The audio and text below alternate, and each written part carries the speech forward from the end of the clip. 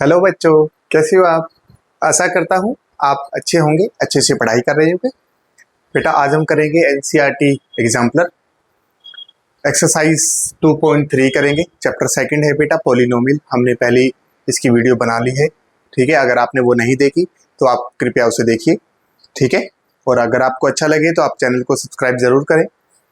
Okay, आज हम NCERT exemplar कर रहे हैं। ओके, 2.3 देखिए क्या करेंगे एनसीईआरटी एग्जाम्पलर में। इन्होंने क्या लिखा बेटा, find the zeros of the polynomial. Find the zeros of polynomial, हमें जीरोस बताना है। जीरोस का मतलब बेटा हमें क्या, अल्फा और हमें बीटा बताना है। बाय फैक्टराइजेशन मेथड, हमें फैक्टराइजेशन मेथड से बताना है। And verify the relationship between the zeros, हमें क्या बताना है बेटा, फैक्टराइजेशन मेथड से। हम किस मेथड से बताना है, फैक्टराइजेशन मेथड से, मतलब कि फैक्टर करके दिखाना है ना, कि इसका क्या मतलब फैक्टर होगा, और वेरीफाई भी करना है। और बाद में क्या करना है, वेरीफाई भी करना है रिलेशनशिप बिटवीन द, रिलेशनशिप बताना है जीरोस के बीच में और कोफिशिएंट के बीच में। ठीक है, तो चलो कोई बात नहीं, सोल्व करना शुरू करते हैं। कोई दिक्कत नहीं है, आंसर सोल्व करना शुरू करते हैं बेटा। ठीक है, अपने पास क्या है, 4x² माइनस में 3x। ठीक है,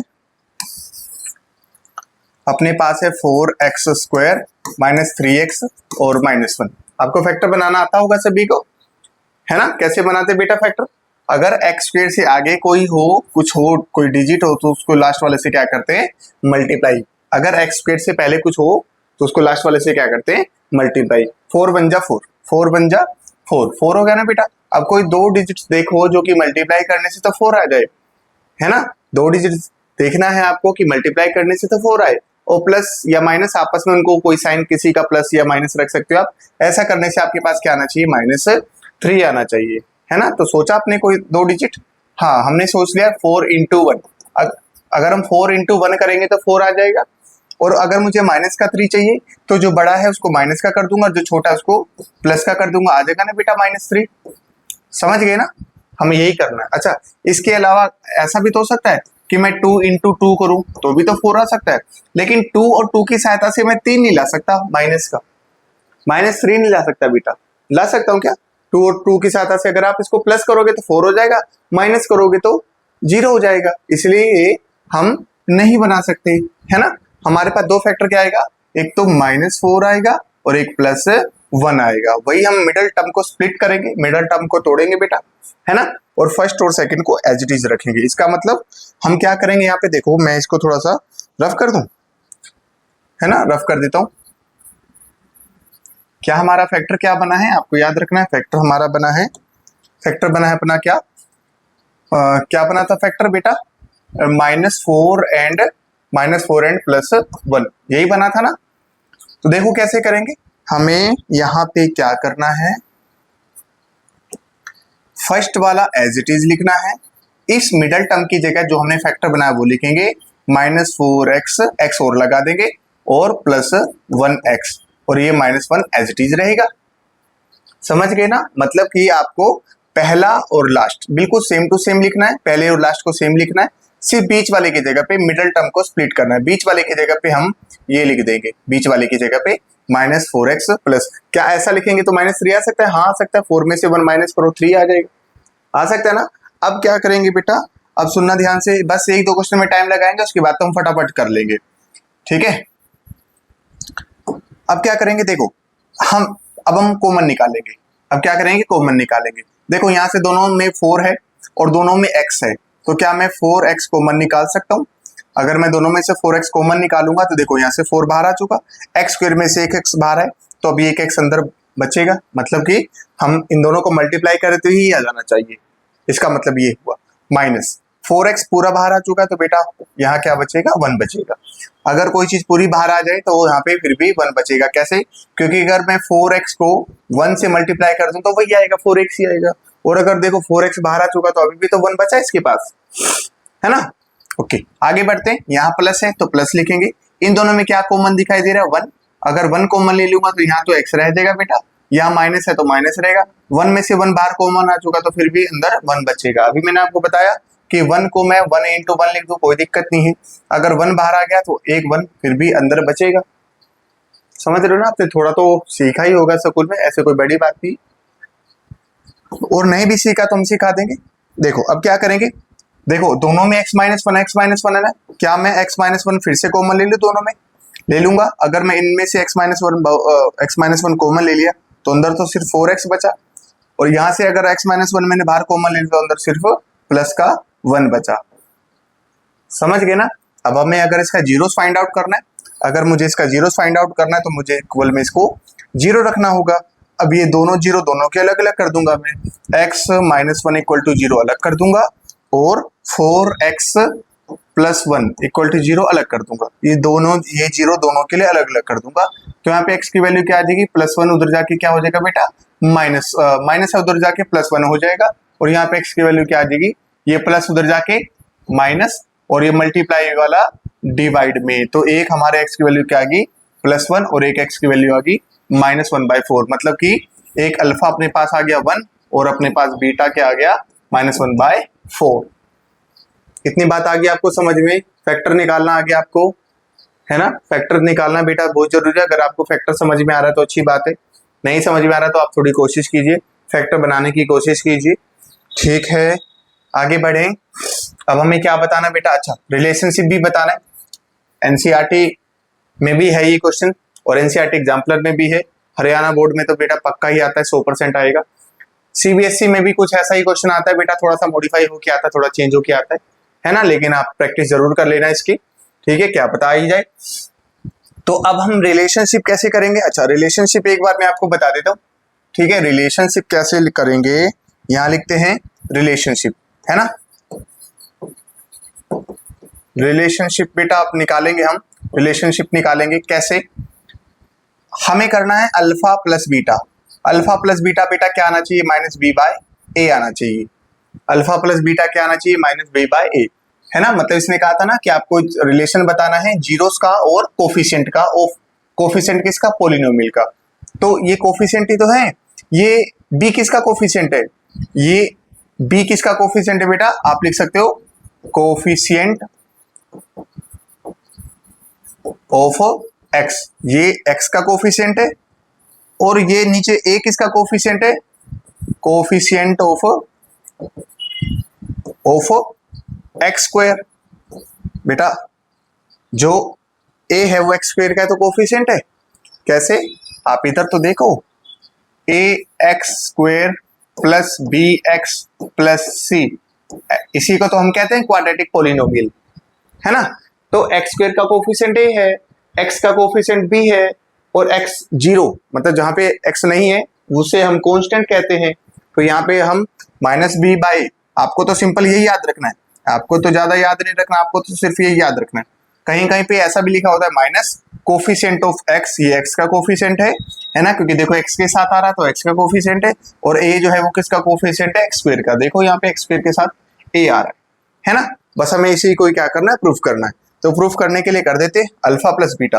अल्फा क्या है, 1 है, बीटा क्या है बेटा माइनस 1 बाय 4, ठीक है।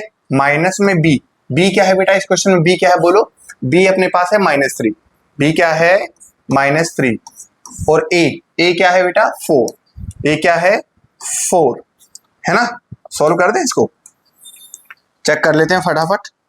तो ये तो 1 है, प्लस माइनस माइनस 1 बाई 4, और इधर क्या आ गया माइनस माइनस में प्लस 3 बाई 4। इधर चेक करके देखते क्या 3 बाई 4 आ रहा है, 4 और 1 कैल्सियम 4 आ गया, 4 1 जा 4, माइनस 1 इंटू 1 1, है ना। तो ये तो बेटा आ रहा है 3 बाई 4, इधर भी 3 बाई 4 आ गया, इधर भी 3 बाई 4 आ गया, तो ये तो इक्वल हो गया। ये तो हमने बता दिया, रिलेशनशिप बता दिया, है ना, अल्फा प्लस बीटा का रिलेशनशिप बता दिया। ओके, अब हम क्या करते हैं, alpha into beta, product of zero भी चेक कर लेते हैं। अब हम क्या करते हैं, प्रोडक्ट ऑफ जीरो भी चेक कर लेते हैं। यहाँ कर लें, यहाँ कर लेते हैं, ठीक है।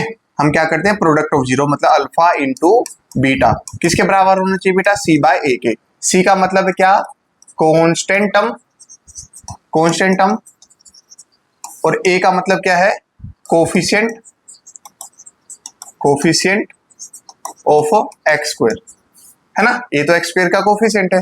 तो अल्फा इंटू बीटा, अल्फा क्या आया था बेटा अपने पास, इसको थोड़ा छोटा कर लें क्या,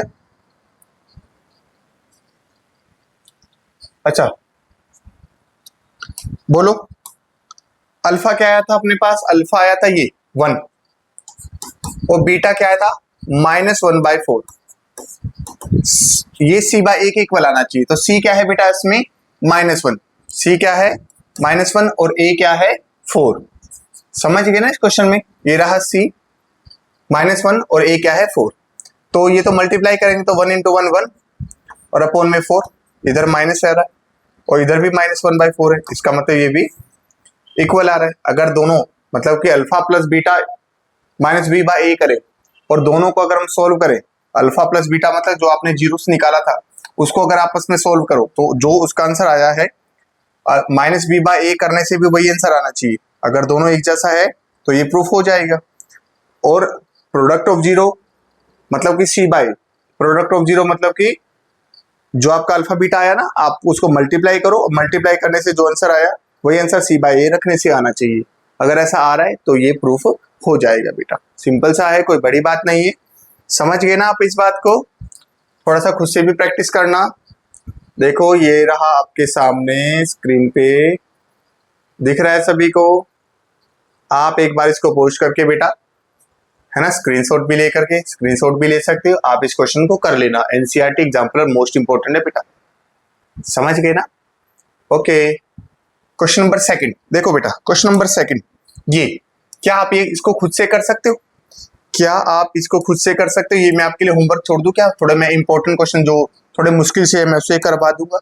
यहाँ पे अपने पास है 3x² प्लस में 4x और माइनस में 4। क्या आप इसे सॉल्व कर सकते हो? क्या आप इसका फैक्टर निकाल सकते हो? अल्फा प्लस बीटा निकाल सकते हो? अल्फा प्लस बीटा और अल्फा इंटू बीटा करके आप रिलेशनशिप भी बता दे रहे हैं इसमें। ठीक है, कर लोगे ना? ये आपके लिए होमवर्क है बेटा, ये होमवर्क है आपका। आप इसको खुद से सॉल्व करना। ये आसान सा क्वेश्चन है, कोई बड़ी बात नहीं है इसमें, है ना। जो कुछ मुश्किल से वो हम खुद से सॉल्व करेंगे। देखिए क्वेश्चन नंबर 3 क्या कह रहा है? क्वेश्चन नंबर 3 है 5t² प्लस 12t प्लस 7, है ना। तो अब हमें क्या करना है, देखो यहाँ t आ रहा है, t है हो या x हो या कुछ भी, एक वेरिएबल तो होना चाहिए, है ना। अब देखो t² से आगे क्या 5 है, वही स्टेप। अगर आपको पहले क्वेश्चन में नहीं समझ में आया तो सेकंड क्वेश्चन को ध्यान से समझ लेना, आराम से समझ में आ जाएगा। अगर t² के आगे 5 है तो 5 को हमें सबसे पहले क्या करना है, मल्टीप्लाई करना है 7 से। तो 5 7 जा 35, 5 7 जा 35, ये कहीं रफ में लिख के चलना है। अब कौन से दो डिजिट को मल्टीप्लाई करे जो 35 आ जाए और प्लस माइनस करे तो क्या आ जाए, 12 आ जाए। कौन से बेटा? 7 × 5 करेंगे तो क्या 35 आ सकता है। और मुझे प्लस 12 लाने के लिए क्या मैं इसे भी प्लस का कर दूं और इसे भी प्लस का कर दूं, क्या आ जाएगा मेरे पास प्लस का 12? प्लस 7 और प्लस 5, अगर दोनों को हम +7 +5 करें तो प्लस 12 आ जाएगा ना, है ना। तो इसका मतलब आपको यही फैक्टर सोचना बेटा। ये इसी को तो कहते हैं फैक्टराइजेशन मेथड, कि आपको सोचना है कि कौन से दो डिजिट को मल्टीप्लाई करे जो 35 आ जाए, लेकिन उसकी सहायता से हमारे पास ये भी आ जाना चाहिए जो t के साथ है या x के साथ जो भी होगा।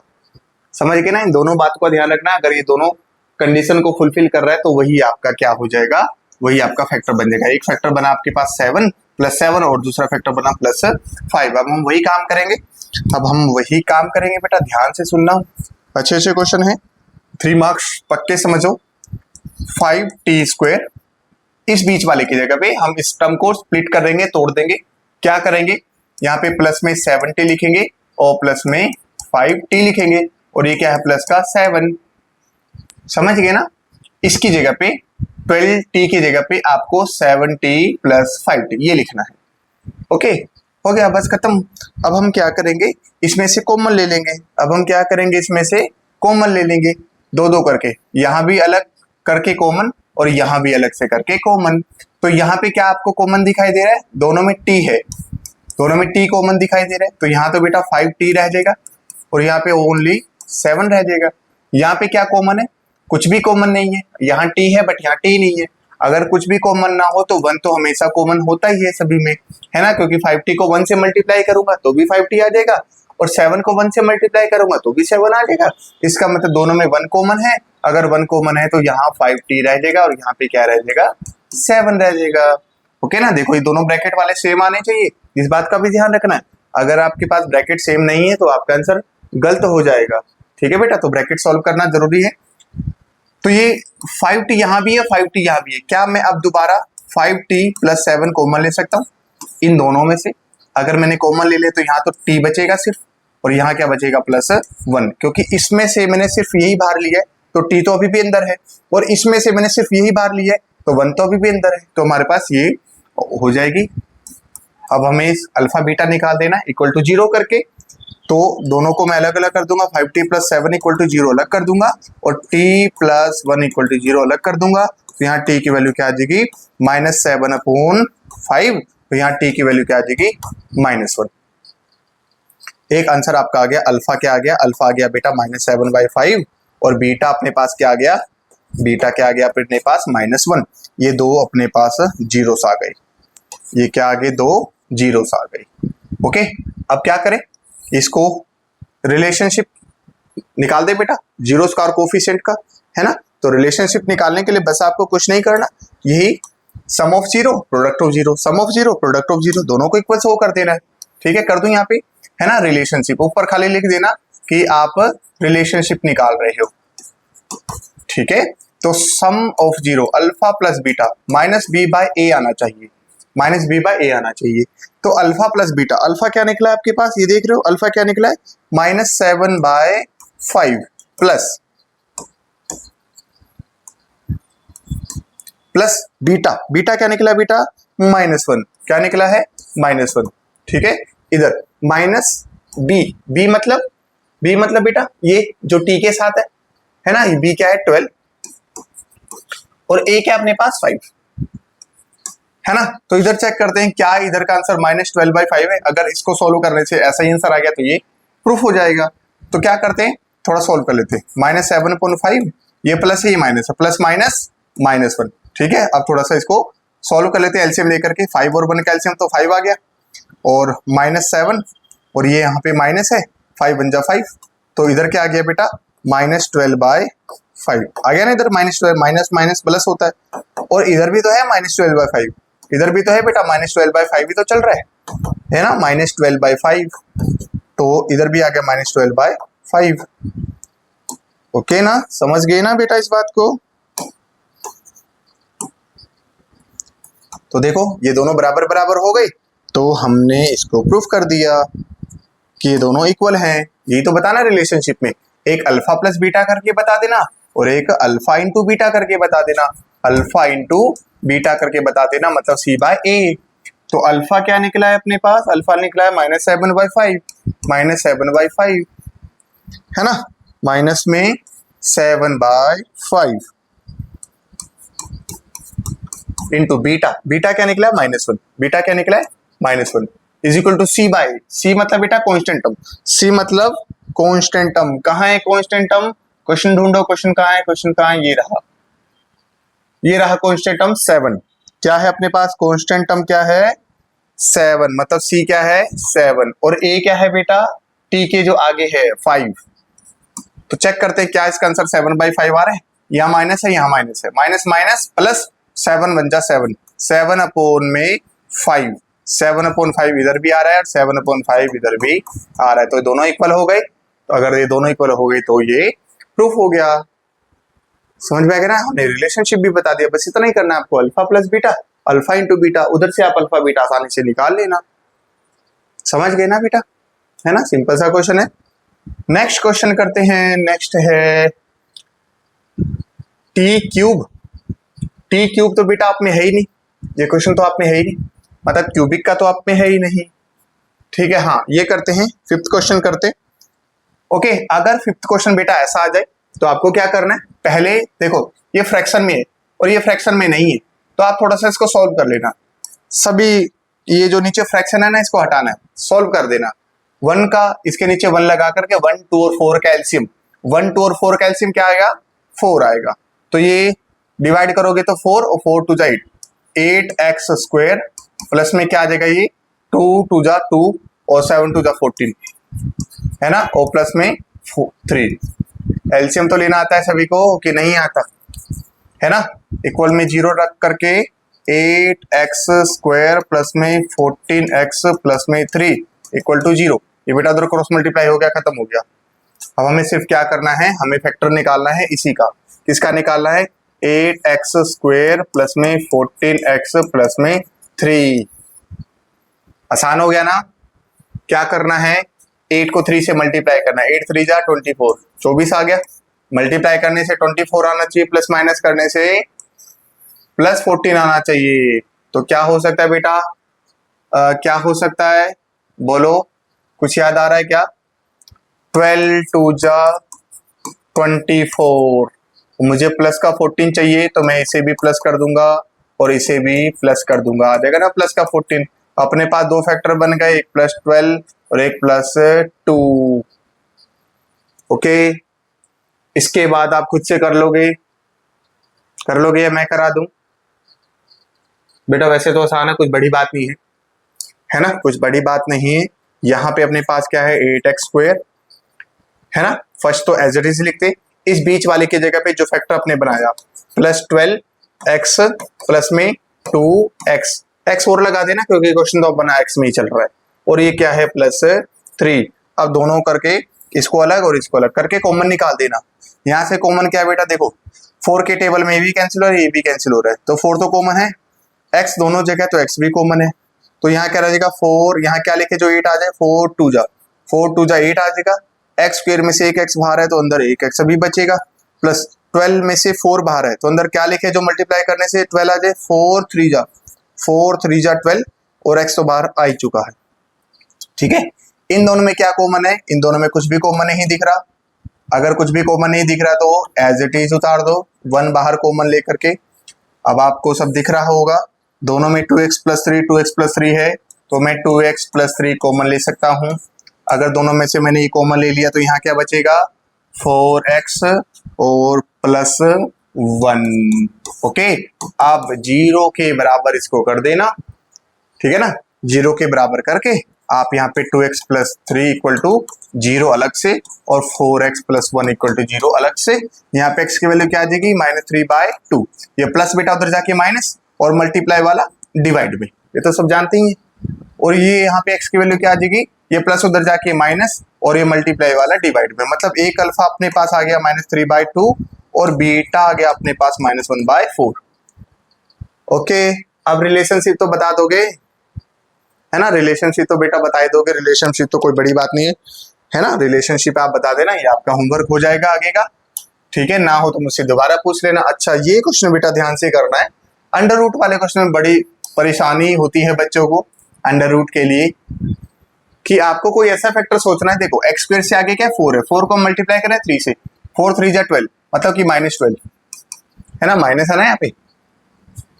और अब आपको ये देखना है कि कौन से दो डिजिट है जो कि मल्टीप्लाई करने से 12 आ जाए और प्लस माइनस करने से 5√2 आ जाए। ये बड़ी समस्या है इस क्वेश्चन में। क्या है कि अगर आप सिंपल सोचोगे तो क्या सोचोगे कि मल्टीप्लाई करने से 12 आना चाहिए।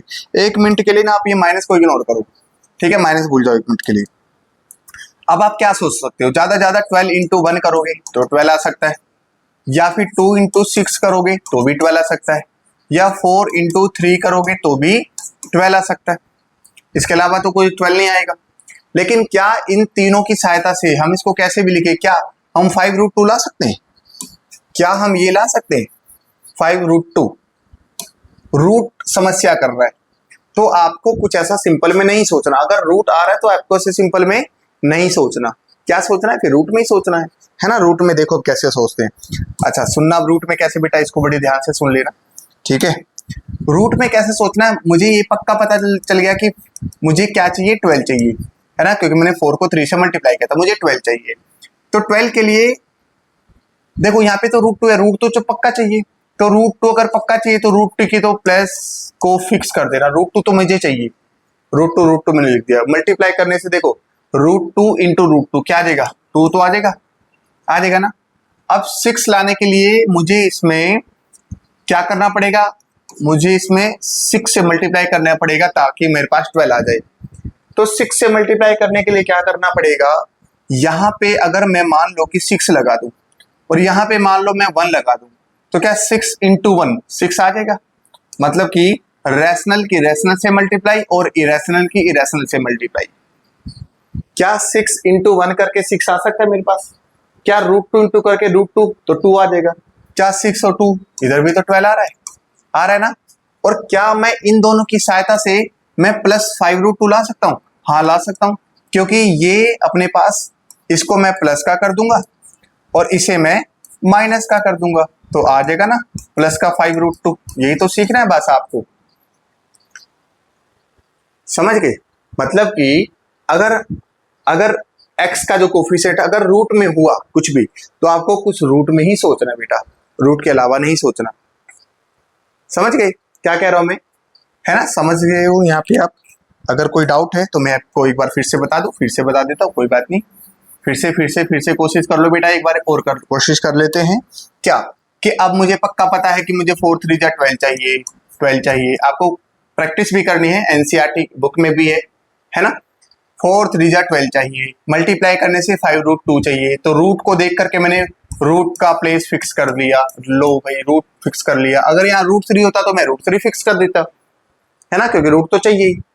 अब मुझे देखो √2 करेंगे तो 2 आ जाएगा। अब आपको देखना है कि 12 लाने के लिए इसमें कितने की कमी पड़ रही है ना। इसको मतलब किससे मल्टीप्लाई करें जो 12 आ जाए, तो इसको 6 से मल्टीप्लाई करें तो आ जाएगा ना 12, आ जाएगा बेटा 12। अच्छा, 6 से मल्टीप्लाई करने के लिए इधर कहीं पे कुछ तो लिखना पड़ेगा, या तो 3 2 लिख दें। अगर 3 2 लिख देंगे, 3 2 लिख देंगे तो भी नहीं काम चलेगा। हम क्या करते हैं, यहाँ पे 6 लिख देते हैं और यहाँ पे 1 लिख देते हैं, है ना। 6 लिख देते हैं और 1 लिख देते हैं, और इसे हम करेंगे प्लस में 6√2, और इसे कर देंगे माइनस में, इसे कर देंगे माइनस में 1√2।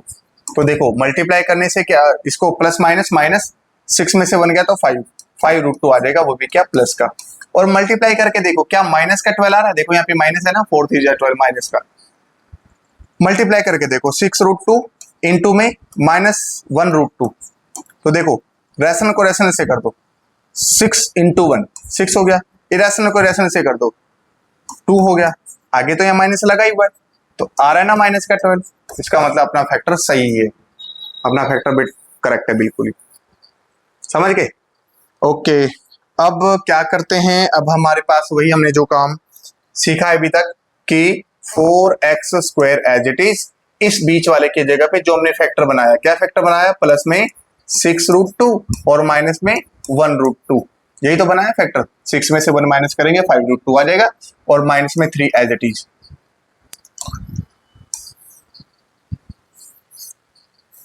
समझे इस बात को कि क्या आप समझे, क्या समझे कि अपने को फर्स्ट और लास्ट तो बिल्कुल सेम टू सेम लिखना है, फर्स्ट और लास्ट तो बिल्कुल सेम लिखना है। इस बीच वाले की जगह पे मिडल टर्म को, ये मिडल टर्म है, इसको स्प्लिट करना है, तोड़ना है। हमने इसको ऐसा तोड़ दिया, ऐसा तोड़ दिया, देखो ठीक है। अब क्या करते हैं, कॉमन निकाल लेते हैं। अब क्या करते हैं, कॉमन निकाल लेते हैं। इसमें से भी कॉमन निकालते हैं और इसमें से भी कॉमन निकालते हैं। इसमें से बेटा देखो 2 के टेबल से दोनों ही कैंसिल हो रहा है, 2 2 जा, है ना, 2 2 जा 4 और 2 3 जा, और यहाँ x है बट यहाँ पे x तो नहीं, x तो हमें लगाना पड़ेगा बेटा, x तो हमें लगाना पड़ेगा। एक गलती हो गई, x तो हमें लगाना ही पड़ेगा ना, क्वेश्चन में तो x चल रहा है, तो x का कोफिशिएंट तो x तो लगाना पड़ेगा, 6√2x और माइनस में 1√2x, तो 1 तो आगे लगाओ ना लगाओ एक ही बात है, और माइनस में 3, ठीक है ना, x तो लगाना पड़ेगा ना x का। तो 2 के टेबल से ये भी दोनों कैंसिल हो रहा है, और दोनों जगह x है तो ये भी x कॉमन ले लेते हैं। यहाँ पे क्या लिखे, जो 4 आ जाए, 2 2 जा, x² बाहर है 1x, है ना, x² में से 1x निकाल चुके तो 1x, प्लस में 6 में से 2 बाहर निकाल चुके, अंदर क्या लिखे जो कि मल्टीप्लाई करने से 6 आ जाए, 2 3 जा 6, ठीक है ना। और √2 तो बेटा √2 में से मैंने 2 बाहर लिया तो √2 तो कॉमन ये नहीं रहेगा, ये तो ऐसे ही रहेगा, है ना। देखो एक 2 स्टेप और करना पड़ेगा इसमें, आप ध्यान दे रहे हैं इस बात को, ठीक है। अभी देखो आगे करते हैं, ओके। अब यहाँ माइनस है, क्या इन दोनों में कुछ कॉमन दिखाई दे रहा है, नहीं कॉमन दिखाई दे रहा है, तो 1 रख दो। तो अगर 1 कॉमन निकाला तो अंदर एज इट इज लिखना पड़ेगा, यहाँ माइनस है तो प्लस लिखना पड़ेगा, क्योंकि बाहर हमने माइनस का कॉमन लिया है। बेटा अगर आप बाहर माइनस का कॉमन लोगे तो अंदर साइन चेंज करोगे, याद रखना। क्या याद रखना कि अगर आपने बाहर माइनस का साइन लिया है तो अंदर साइन चेंज हो जाएगा, ठीक है, समझ गए इस बात को। ओके आगे बढ़ते हैं। देखो अब मैंने आपको एक बात बताया था कि ये अंडर रूट वाला ये जो ब्रैकेट में है ये मैच करना चाहिए, अभी मैच तो कर नहीं रहा, मैच कर रहा है नहीं कर रहा, तो क्या काम करते, कोई बात नहीं, मैच करा देते हैं। देखना ये 2x तो 2x ही रहेगा। क्या इन दोनों में से अगेन दोबारा कुछ कॉमन आ रहा है? हाँ आ रहा है।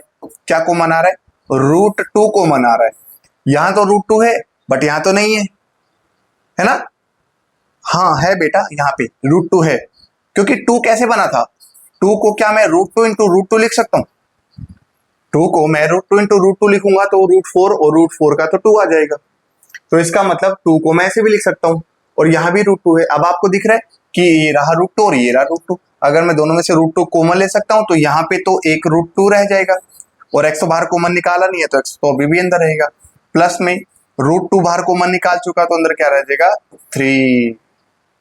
समझे ना? इन दोनों में √2 है बेटा कॉमन, बस थोड़ा जूम करना है और कुछ नहीं। 2 को हम ऐसा भी लिख सकते हैं, अब आपको दिख रहा होगा। ओके, उधर तो सेम टू सेम रहने दो। अब देखो, अब मैच कर रहा है ये? हाँ सर अब मैच कर रहा है। तो मैच कर रहा है तो अब ये कॉमन ले लो बाहर, √2x + 3। हमने इन दोनों में से ये बाहर कॉमन ले लिया तो अंदर क्या बचा? अंदर क्या बचा बेटा? 2√2x, ये तो बचा है ना, 2√2x। और इधर क्या बचा? माइनस में 1। ठीक है, इधर तो -1 बचा क्योंकि ये तो बाहर आ चुका। अब हम क्या करते हैं, इसको इक्वल टू 0 ले लेते हैं। तो √2x + 3 इक्वल टू 0, इसके 0 अलग कर दो और 2√2x - 1 इक्वल टू 0 अलग कर दो। तो यहाँ पे x की वैल्यू क्या आ जाएगी? -3/√2। ये प्लस उधर जाके माइनस और ये मल्टीप्लाई वाला डिवाइड में। इधर x की वैल्यू क्या आ जाएगी? 1/2√2। ये माइनस उधर जाके प्लस हो गया और मल्टीप्लाई वाला डिवाइड में आ गया। मतलब अपने पास 2 आंसर आ गए बेटा, एक आ गया अल्फा और एक आ गया बीटा। समझ गए ना अल्फा बीटा का गेम आप? अब क्या करते हैं, थोड़ा सा रिलेशन भी निकाल लेते हैं, है ना। रिलेशन के लिए क्या करेंगे? रिलेशन के लिए हम करेंगे पहले alpha plus beta. Alpha plus beta -b/a आना चाहिए। तो अल्फा अपने पास आया है -3/√2 प्लस बीटा अपने पास आया है 1/√2 is equal to -b। b अपने पास है, क्वेश्चन में b क्या है? 5√2। ठीक है, अपॉन a क्या है? 4। तो इसको चेक करके देखते हैं, ये आंसर आना चाहिए। ओके, तो चेक करने के लिए क्या करते हैं, हम यहाँ पे एलसीएम ले लें बेटा, 2 का और 2√2 का। तो √2 का और 2√2 का तो एलसीएम 2√2 ही आ जाएगा, है ना। ये से पूरा पूरा कट रहा है तो ये आंसर आ जाएगा, यही आ जाएगा। तो √2 से √2 गया, 2 बचा और 2 को 3 से मल्टीप्लाई करेंगे तो 2 3 जा 6 बचा। इसको इससे पूरे से हमने डिवाइड किया तो 1 बचा और 1 को 1 से मल्टीप्लाई किया तो 1 बचा, है ना। तो क्या बचा ऊपर में? क्या बचा बेटा? क्या बचा? -5/2√2, -5/2√2। बट इधर तो नहीं आ रहा कुछ ऐसा, -5√2 डिवाइड बाय 4, उधर तो 4 आ रहा है।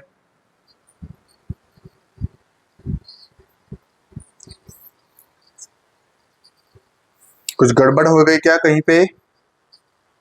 आपको चेक करना बेटा, कुछ गड़बड़ तो नहीं है। चेक करो एक बारी, चेक करो, ध्यान दो एक बारी क्वेश्चन पे, एक बारी फिर से ध्यान दो एक बारी। ये दोनों सेम हैं तो हमने बाहर निकाल लिया है। यहाँ पे 2√2x बचा, यहाँ पे -1 बचा है। यहाँ पे x की वैल्यू निकालेंगे तो इधर जाके ये हो गया है, यहाँ x की वैल्यू निकालेंगे तो 2√2 हो गया। यहाँ पे हमने इसको सॉल्व किया है तो देखना, यहाँ पे तो 4 आ रहा है, यहाँ पे 2√2 आ रहा है ना। √2 का और इसका एलसीएम, इसका एलसीएम बेटा क्या 2√2 ही आएगा या 4 आएगा? 4 ही आना चाहिए बेटा, है ना। क्या आना चाहिए? √2 का और 2√2 का, है ना। एलसीएम, एलसीएम क्या आना चाहिए? चलो इसको चेक करना बेटा आगे, ठीक है। इसको फिर से चेक करेंगे एक बारी, बाद में क्वेश्चन करेंगे, इसको सॉल्व करेंगे एक बारी, ठीक है। चलो नेक्स्ट क्वेश्चन करते हैं, ए क्वेश्चन नंबर 7। क्वेश्चन नंबर 7 करते हैं बेटा, सभी ध्यान देना। क्वेश्चन नंबर 7 को क्या करेंगे? क्वेश्चन नंबर 7 में क्वेश्चन नंबर 7 करेंगे हम। यहाँ भी फिर सेम वही काम करना है। अपने पास है क्या 2s², और देखो अभी यहाँ ना ब्रैकेट के आगे इधर क्या s है और इधर क्या माइनस है, तो आपको कुछ नहीं करना, ब्रैकेट के आगे जो s है ना, s को दोनों से मल्टीप्लाई कर देना है, और साथ में माइनस भी है, मतलब इधर ब्रैकेट के इधर माइनस है और इधर ब्रैकेट के आगे प्लस का s है, तो मल्टीप्लाई कर देना।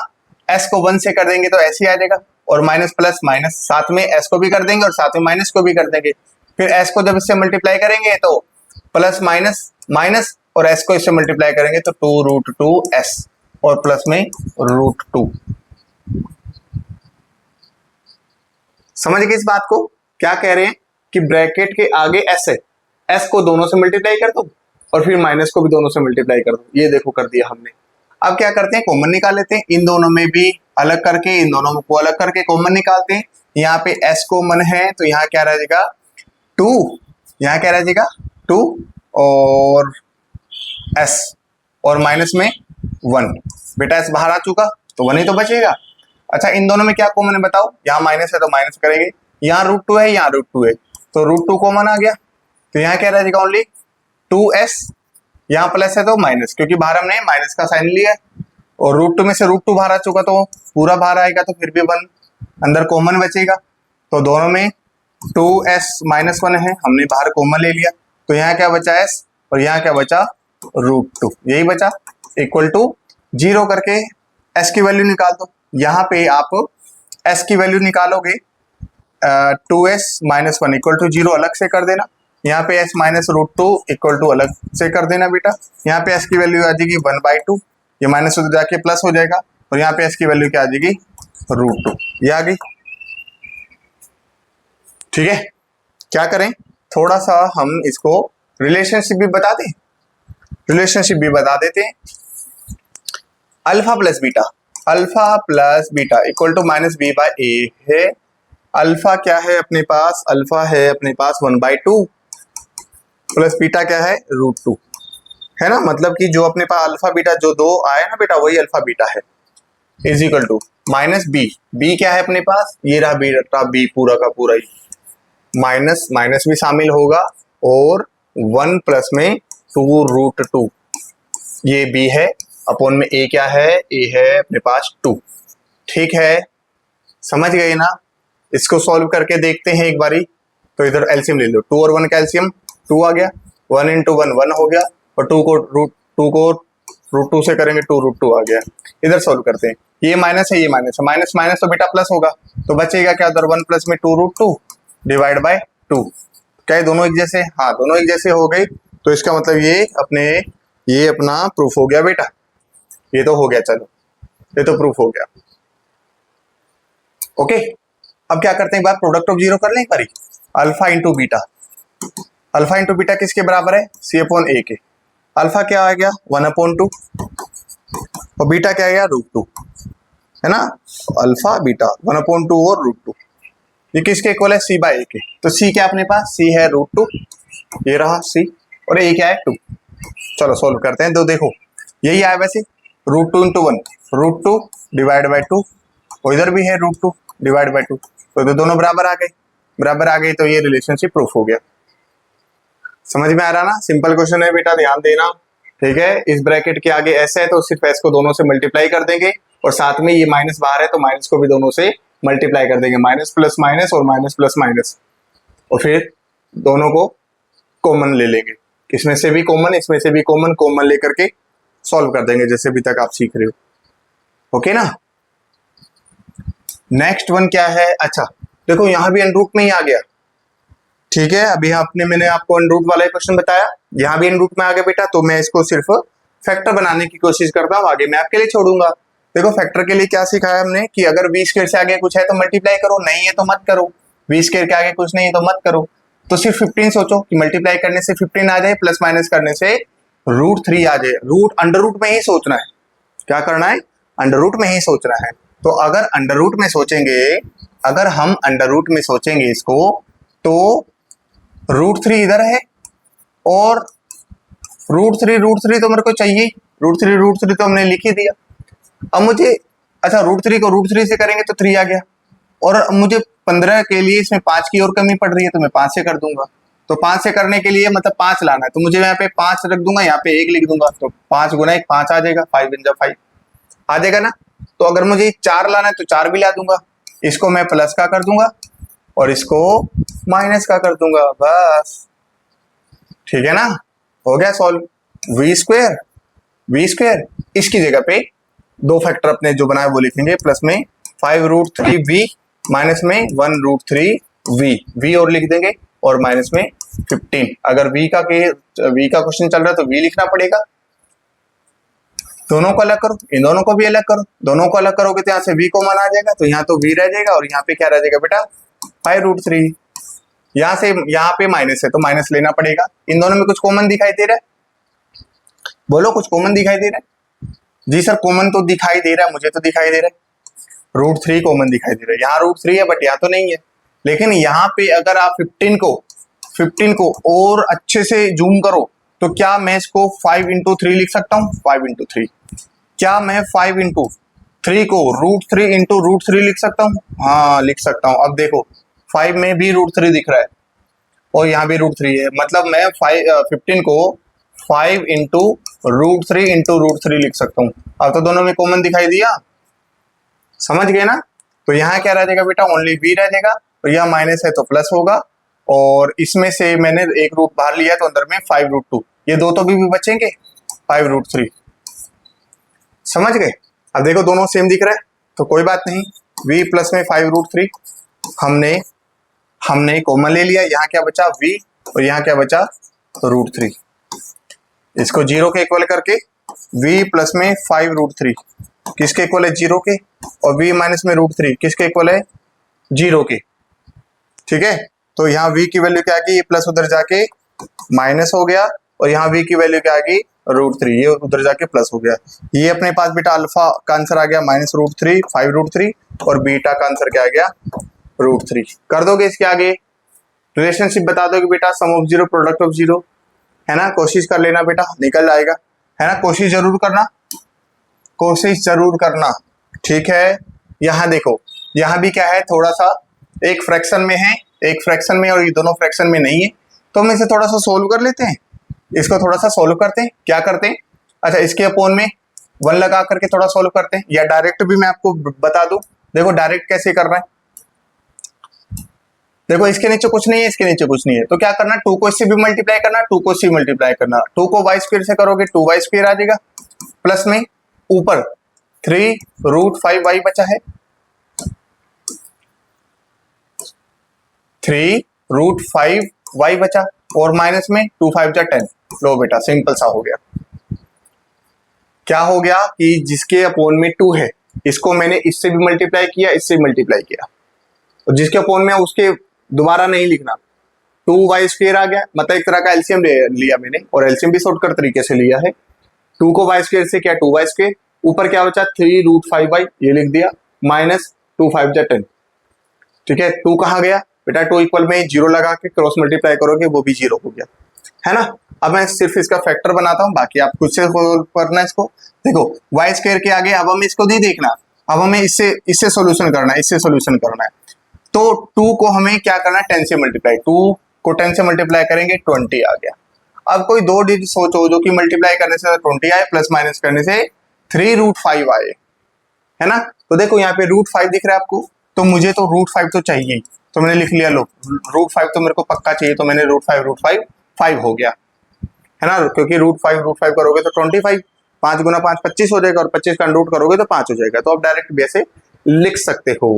ओके, अब 20 लाने के लिए इसमें कितने की कमी है, 4 की कमी है। 20 लाने के लिए कितने कमी है, 4 की।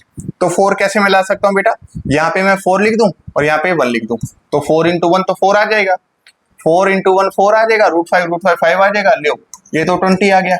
क्या इन दोनों की सहायता से मैं 3√5 ला सकता हूँ? हाँ, इसको मैं प्लस का लिख दूंगा और इसको मैं माइनस का लिख दूंगा, आ जाएगा मेरे पास में 3√5। लो आ गया, देखो 3√5, है ना। अल्फा बीटा निकाल दूं, अल्फा बीटा निकाल दूंगा, फिर आप सोल्व करना खुद से।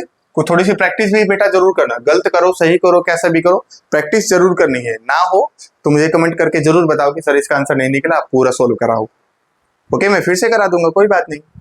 तो देखिए क्या करेंगे, फर्स्ट तो एज इट इज लिख लेंगे 2y², इस बीच वाले के जगह पे जो हमने फैक्टर बनाया है वो लिख लेंगे, प्लस में 4√5y, y का टर्म चल रहा है तो y लिखना पड़ेगा, माइनस में 1√5y और लास्ट वाला 10 एज इट इज। मतलब फर्स्ट देखो, फर्स्ट और लास्ट हम हमेशा सेम लिखते हैं, सिर्फ बीच वाले के जगह पे जो फैक्टर बनाते हैं वो लिखते हैं।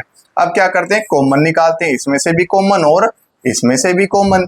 यहां से तुम्हें कुछ कॉमन दिखाई दे रहा है, हाँ 2 के टेबल से भी कैंसिल और ए भी कैंसिल हो, तो 2 कॉमन है और y यहाँ पे तो y भी कॉमन है, तो यहाँ तो ओनली एक y रह जाएगा, 2 तो बाहर आ चुका, प्लस में 2 2 जा 4, √5 तो बाहर आया नहीं तो √5 तो अभी भी अंदर रहेगा, है ना, और y तो बाहर आ चुका। यहाँ पे 1 है, सॉरी यहाँ पे माइनस है तो मुझे माइनस कॉमन लेना पड़ेगा। इन दोनों में से कुछ कॉमन दिखाई दे रहा है, कुछ कॉमन दिखाई दे रहा है यहाँ पे, हाँ कॉमन दिखाई दे रहा है √5। कैसे, देखो यहाँ तो है नहीं बट यहाँ तो है बट यहाँ पे तो है नहीं, लेकिन क्या मैं 10 को 2 इंटू √5 लिख सकता हूँ? देखो √5 करेंगे तो 5 ही हो गया, √5 करेंगे तो 5 हो गया,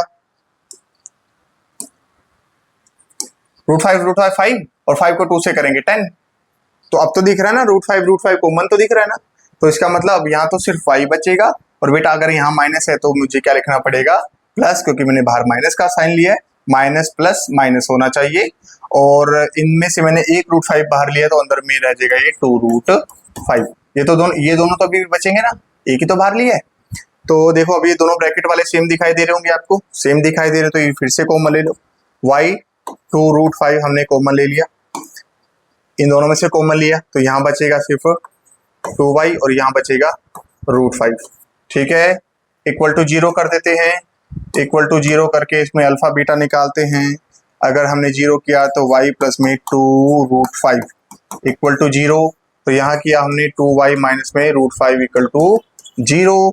अब यहाँ पे y की वैल्यू क्या आएगी, ये प्लस उधर जाके माइनस हो जाएगा, और यहाँ पे जो है अपनी y की वैल्यू क्या आएगी बेटा, ये माइनस उधर जाके प्लस हो जाएगा और ये मल्टीप्लाई वाला डिवाइड में चला जाएगा। समझ गए, ये रहा अपना अल्फा, ये रहा अपना बीटा। आगे रिलेशनशिप तो बता दोगे, रिलेशनशिप करके देखना बेटा, सभी की प्रैक्टिस करना अच्छे से, ठीक है। अल्फा और बीटा आपने निकाल दिया, ओके। रिलेशनशिप आप कोशिश करना, हो जाए तो ठीक है, नहीं तो मैं करा दूंगा। हमारा आज का लास्ट क्वेश्चन है, ठीक है, 2.3 हमारा खत्म हो जाएगा।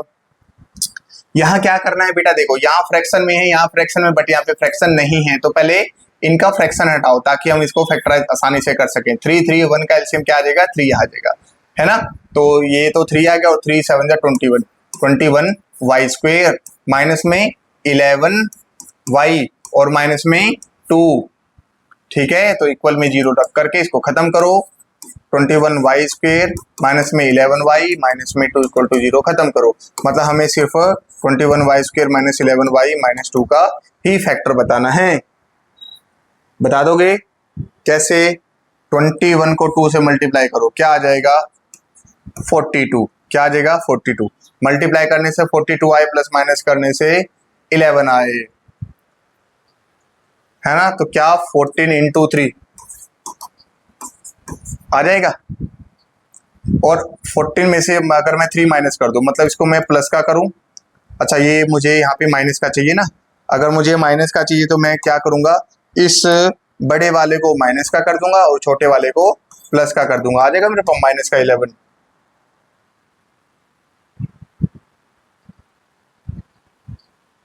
समझे, आसान है ना।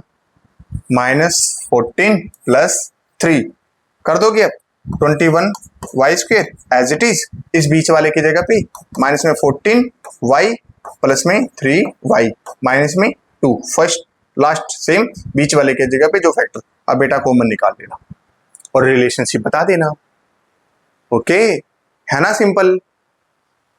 बेटा आप इसको पूरा करना, इन सारे क्वेश्चन को पूरा जरूर करना। अगर आपसे ना आए, देखो वैसे अगर मैं पूरा सोल्व करता है ना तो आप प्रैक्टिस नहीं करते, तो कम से कम अभी प्रैक्टिस तो करोगे। अगर आप प्रैक्टिस करो, आंसर गलत आए सही आए जैसा भी आए, है ना, 1 बार 2 बार खुद से प्रैक्टिस करो। अगर आंसर नहीं आए फिर भी मुझे कमेंट करना बेटा जरूर, ठीक है, मैं आपको रिप्लाई जरूर करूंगा, फिर से दोबारा सोल्व करूंगा, ठीक है। आज के लिए बस इतना ही, धन्यवाद।